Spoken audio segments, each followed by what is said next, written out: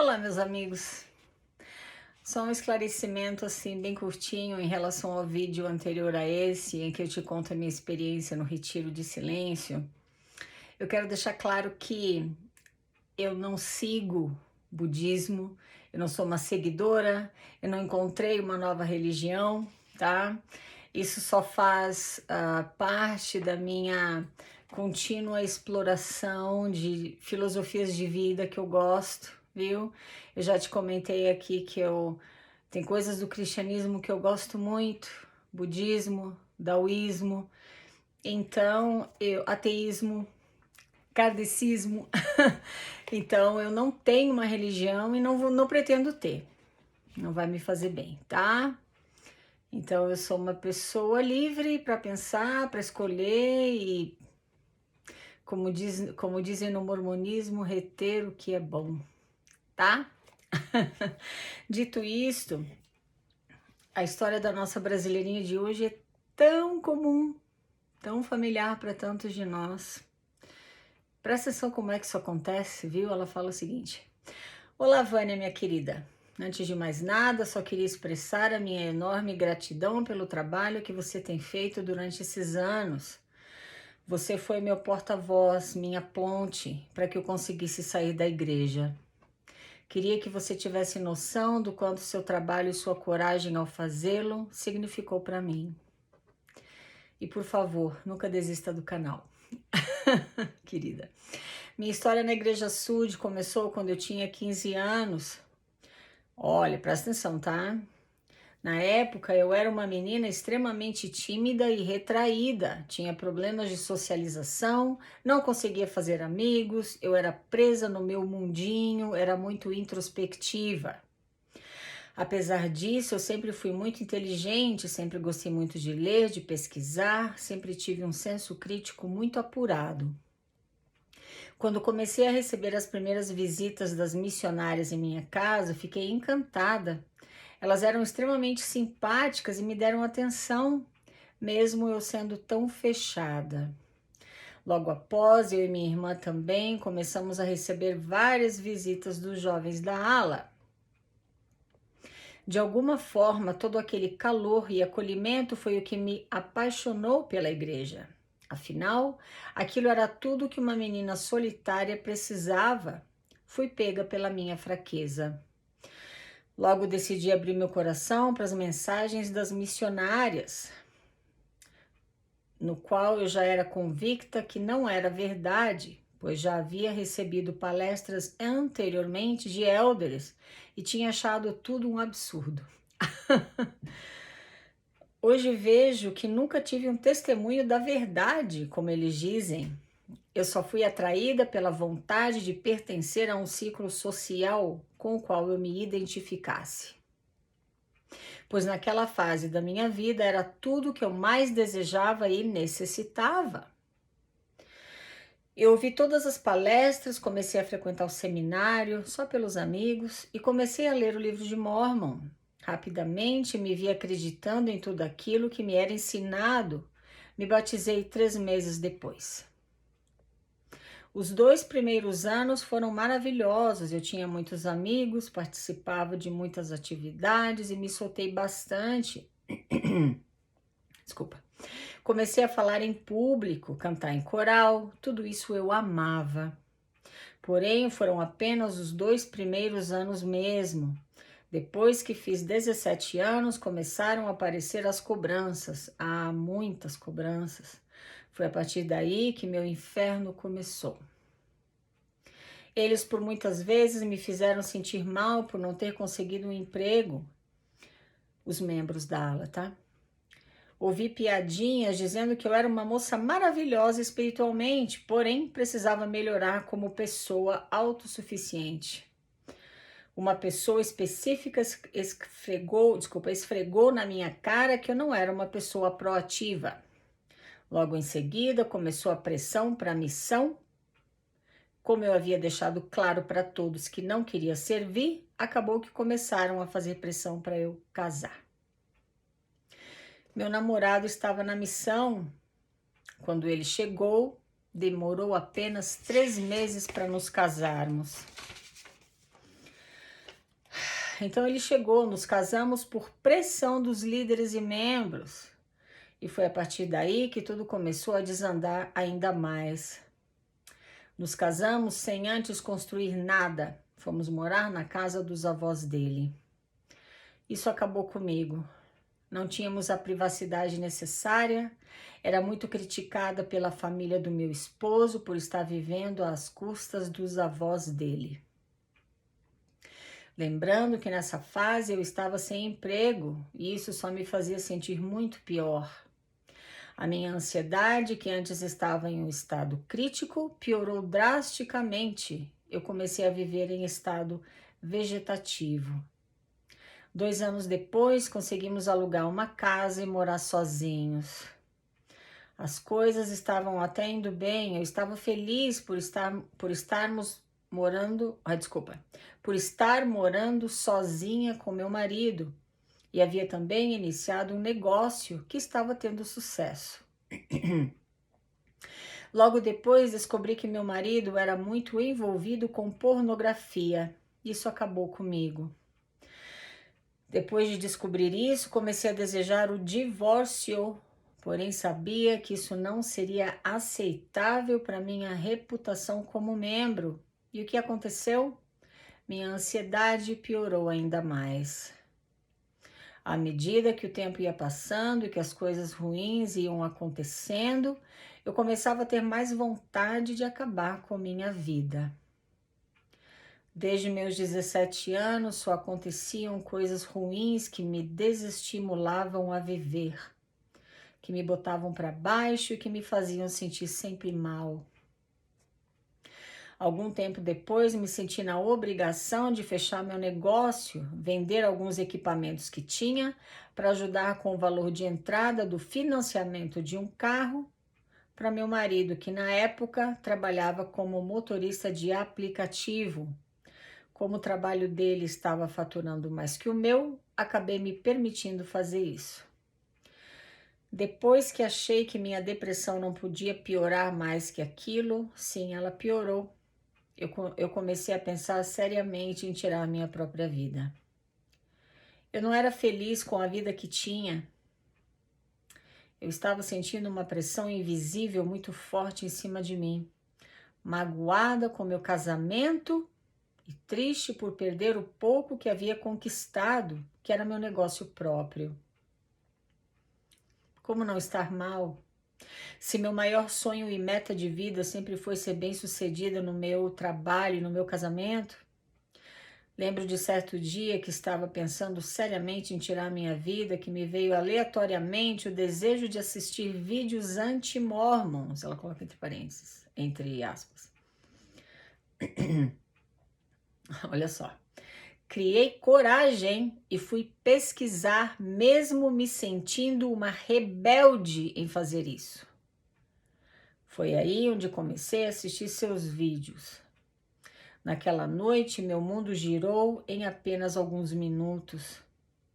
Em poucos vídeos que assisti, minha ficha caiu rapidamente e percebi em alguns minutos que tudo que eu estava vivendo era uma farsa. Os dias se passaram e depois de maratonar todos os seus vídeos e também outros canais e de ler os materiais que você sempre coloca nos links, eu percebi que todos aqueles problemas que eu estava passando na minha vida foi a igreja que me causou. Minha depressão e ansiedade, que antes estavam em 100%, rapidamente, em questão de dias, caiu para 20%, eu diria. Caíram para 20%, eu diria. Foi como se um peso de toneladas houvesse saído de minhas costas. Foi como voltar a respirar. Foi a sensação de sair de uma prisão. Eu nunca havia me sentido tão bem em 7 anos, desde que havia me batizado. E quando eu falo bem, é bem de verdade. Eu finalmente conseguia pensar com minha própria mente e discernimento. Tudo começou a fazer mais sentido, tudo se tornou leve e mais fácil. A vida se tornou mais simples e tranquila depois de sair da igreja. Hoje não me cobro excessivamente pelos meus erros. nem cobro meu marido.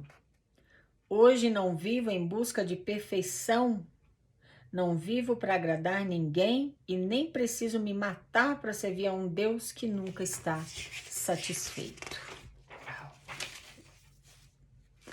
Atualmente, faz 3 anos que saí da igreja e ainda não recebi nenhuma visita de membros para reativação. Não entendo o motivo. Porém, com isso, só consigo ver como ali eu não era amada, era apenas um número. Por parte, acho até bom em não ter ninguém enchendo meu saco para voltar para a igreja.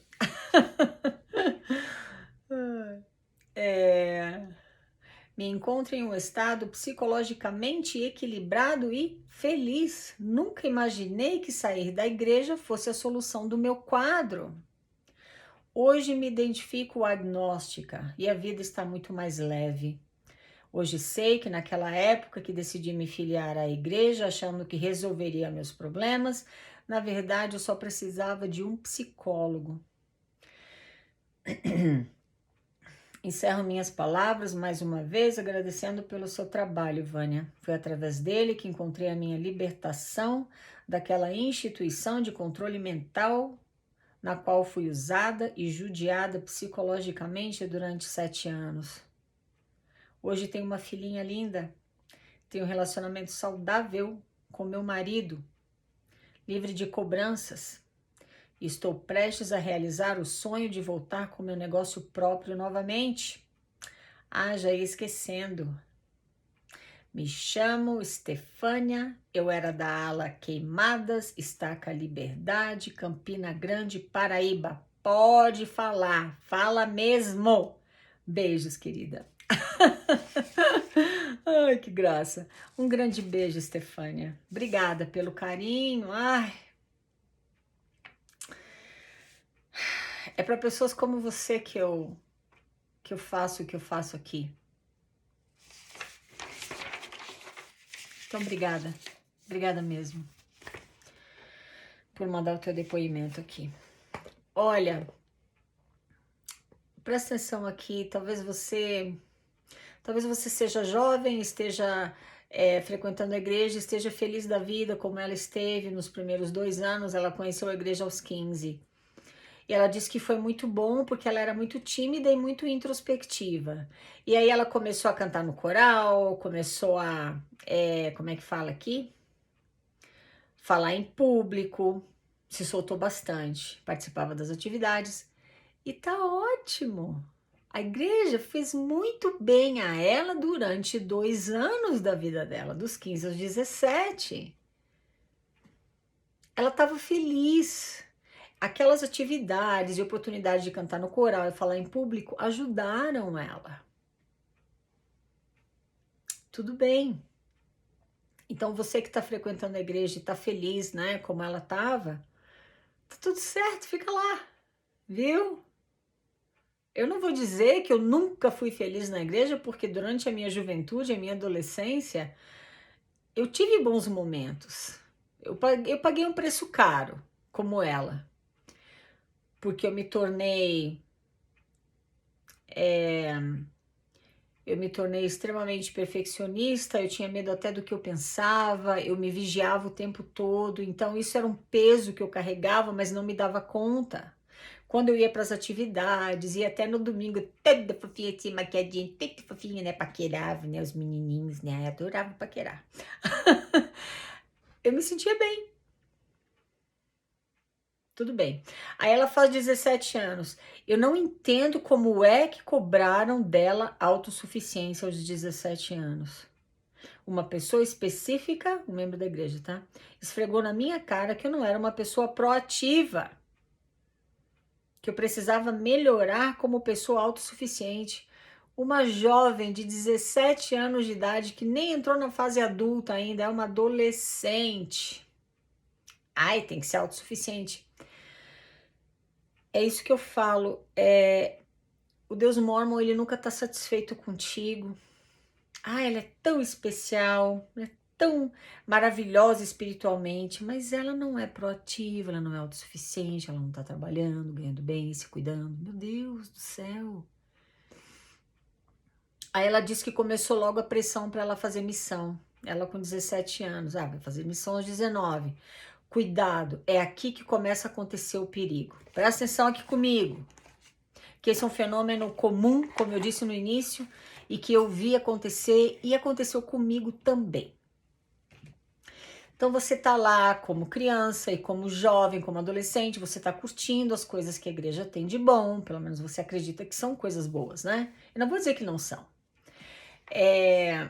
O problema é que você pode aprender muitas coisas boas sem ter que pagar o preço que ela e eu pagamos, de nos tornarmos perfeccionistas e sentir aquela pressão, aquelas cobranças e continuar ali, tá? Bom, ela teria que fazer missão aos 19, então começou a pressão. Porque assim, enquanto você está frequentando a igreja como criança ou adolescente, você não tem as cobranças. Agora você começa a chegar na idade adulta, peraí, agora, calma. Não é só continuar ali feliz da vida e achar que tá bem, não. Agora tem que fazer missão. Aconteceu isso comigo. 20 anos de idade eu não tinha me casado ainda. Presente da estaca. Irmão, o Senhor está te chamando para servir uma missão de tempo integral. Assim que a irmã completar 21 anos de idade. Sem você se dar conta, quando você entra na comunidade, você faz parte daquela comunidade, você começa a falar a mesma língua que ela.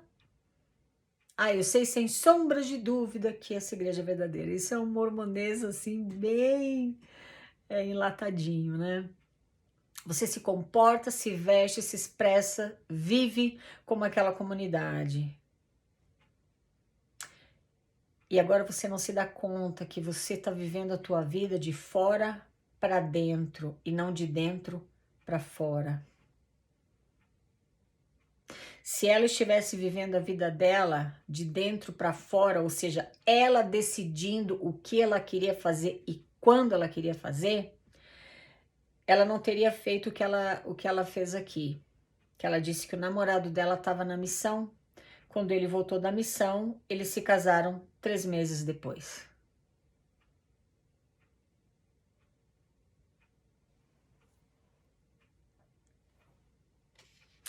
Porque ela tá sofrendo pressão. Ela não quer fazer missão. Eu já tinha deixado claro, não, missão eu não quero fazer. Tá, então tem que casar.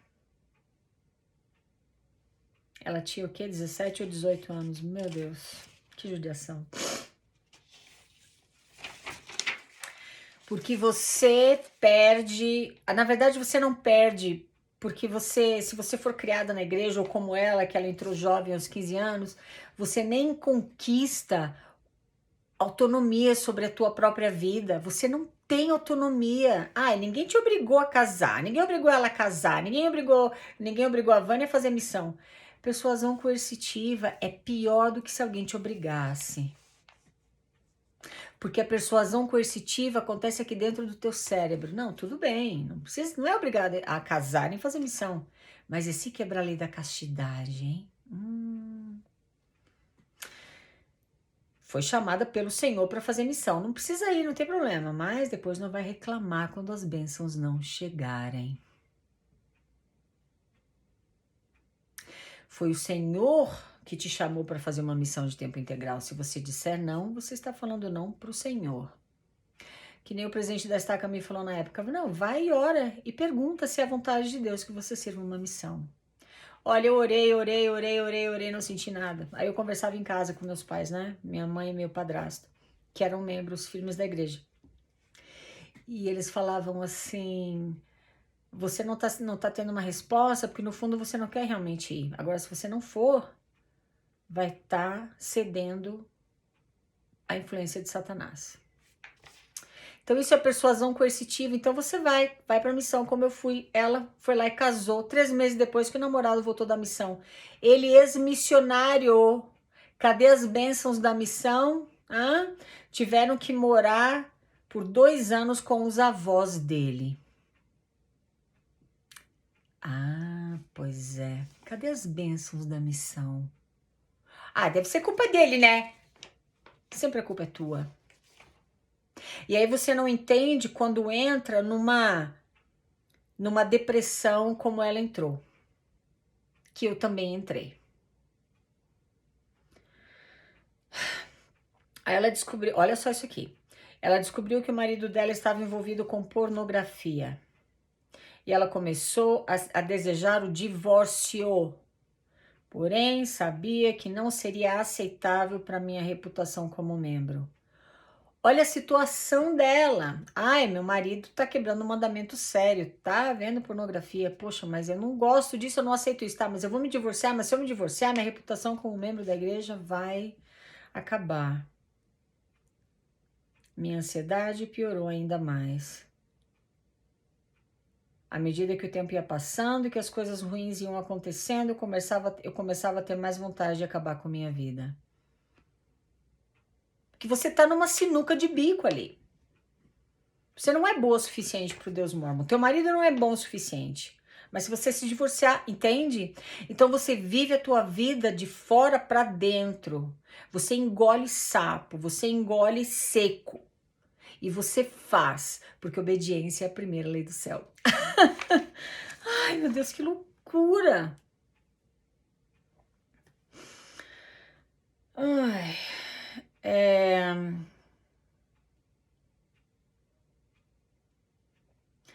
eu não era feliz com a vida que eu estava, com a vida que tinha.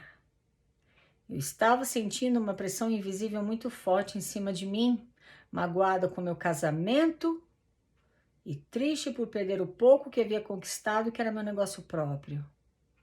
Eu me vi nessa frase aqui. Eu não tinha um negócio próprio. Mas eu fiz tudo por obediência, como ela fez também. Eu conheci meu primeiro marido e entre namoro, noivado e casamento foram só 7 meses. Ah, mas ele era um ex-missionário, eu não conhecia ele, ele era de um outro estado e tinha ido passear em Florianópolis. Então a gente casou porque nós dois estávamos obedecendo sem nem se conhecer direito e sem ter nenhuma estrutura, como ela fala aqui. A gente também não tinha nenhuma estrutura, a gente foi morar sozinho eu e ele, mas era uma casa que chovia mais dentro da casa do que na rua. Móveis, tudo coisa usada, bem velhinha que nós ganhamos de membros queridos que queriam ajudar.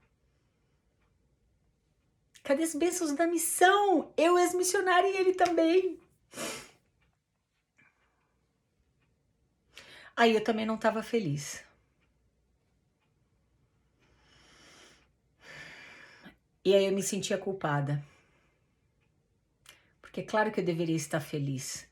Como é que eu não estou feliz se eu tenho um marido fiel portador do sacerdócio? Eu sou casada no templo com ele. Eu faço parte do povo escolhido de Deus. Por que eu não estou feliz? Tem alguma coisa errada comigo. Agora, toda aquela diversão que foi frequentar a igreja enquanto jovem, no meu caso e no caso dela, acabou. Agora o preço é alto. E muito perigoso, porque ela chegou ao ponto de se sentir suicida. Eu passei pela mesma situação. E você que me conhece aqui sabe, porque eu falo sobre isso abertamente. Ai, meu Deus. Aí ela diz que no momento em que ela estava se sentindo extremamente suicida, ela fala que decidiu pesquisar. Olha só o que ela fala aqui.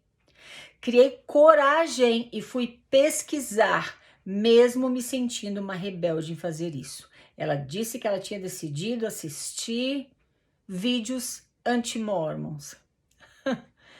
Tá vendo? Aqui é mais um sinal de uma pessoa vítima de controle mental. Porque você se sente mal e rebelde em ir pesquisar coisas que a igreja já falou que você não pesquisa, porque é claro que a igreja é verdadeira, é claro que você tem um testemunho, ou pelo menos você quer acreditar que tem. E é claro que se você for na internet ou for pesquisar em fontes não autorizadas pela igreja, Satanás vai te influenciar para o mal. Meu Deus.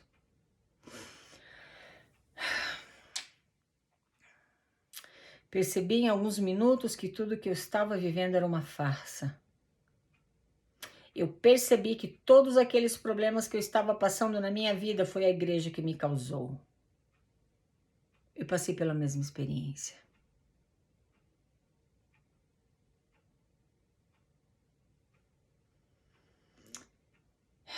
Foi como se um peso de toneladas houvesse saído de minhas costas. Foi como voltar a respirar. Foi a sensação de sair de uma prisão.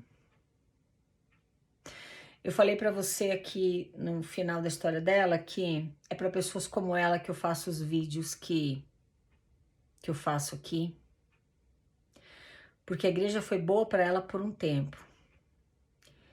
E depois deixou de ser boa. Agora ela estava se auto-sabotando.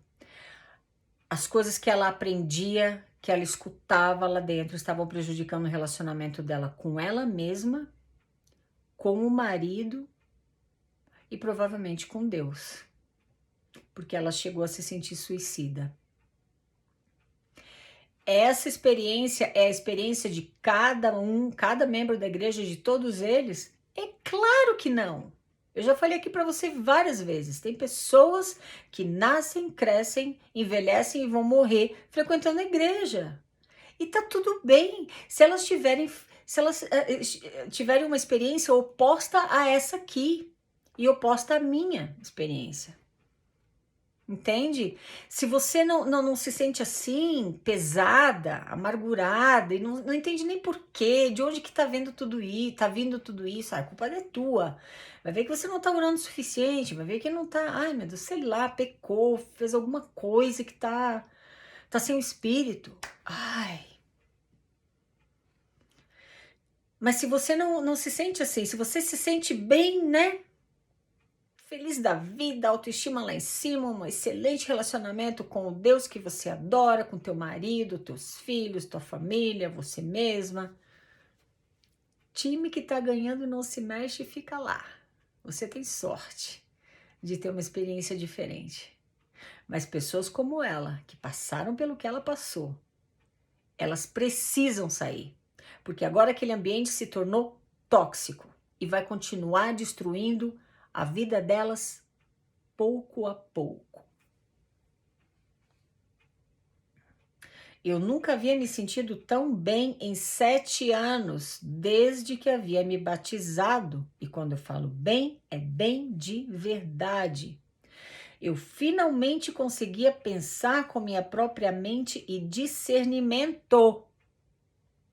A vida se tornou mais simples e tranquila depois de sair da igreja. Por quê? Ela fala aqui. Hoje não me cobro excessivamente pelos meus erros, nem cobro meu marido. Hoje não vivo em busca de perfeição, não vivo para agradar ninguém e nem preciso me matar para servir um Deus que nunca está satisfeito. Eu faço das palavras dela as minhas, porque foi exatamente assim que eu me senti. Eu me senti como se pela primeira vez eu fosse uma mulher adulta, autônoma e dona do meu próprio nariz. Não tem ninguém me entrevistando, me perguntando se eu estou guardando os mandamentos, se eu estou usando a roupa íntima certa, se eu estou pagando dízimo, se eu estou guardando a palavra de sabedoria. Meu Deus, é muita cobrança.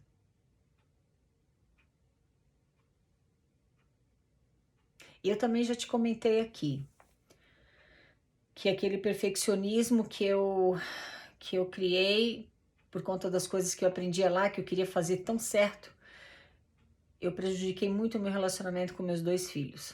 E obviamente com o meu primeiro marido. Tá? Então, é quando algo bom que você considera bom para a tua vida se torna tóxico. E que sorte que ela se deu conta. Que sorte que ela mesmo dando uma de rebelde, se sentindo mal, decidiu ir para a internet assistir vídeo de anti-mormon. Ai, meu Deus, salvou a pele dela. Que delícia saber que eu ajudei um pouquinho com isso. Me encontro em um estado psicologicamente equilibrado e feliz. Nunca imaginei que sair da igreja fosse a solução do meu quadro. Tá. Querido, querida que está me escutando, o que eu desejo para você é que você viva como ela. É que você viva em um estado psicologicamente equilibrado e feliz. Que você se dê bem com as pessoas que você ama. E se para você ter isso, você precisa de uma determinada igreja, mesmo que seja a igreja mórmon na tua vida, tá tudo bem, né? Mas se você estiver dentro de uma igreja só porque você tem medo, que saindo de lá, tu vai dar tudo errado na tua vida, que é Satanás que vai estar te tirando de lá. Mas você se sente tão infeliz e não entende nem o porquê. Se você acha que está sempre fazendo o melhor, mas aquele Deus nunca está satisfeito contigo, para e repensa, revê tuas crenças, revê teus conceitos. Se for preciso, rompe, como ela rompeu, como eu rompi. As pessoas que te amam de verdade, elas vão continuar do teu lado e vão te amar por quem você é e não pelo que você deveria acreditar. Isso eu também falo por experiência própria. Tá bom? É isso aí. Muito obrigada por me escutar, meus queridos. Falamos na próxima. Tchau, tchau.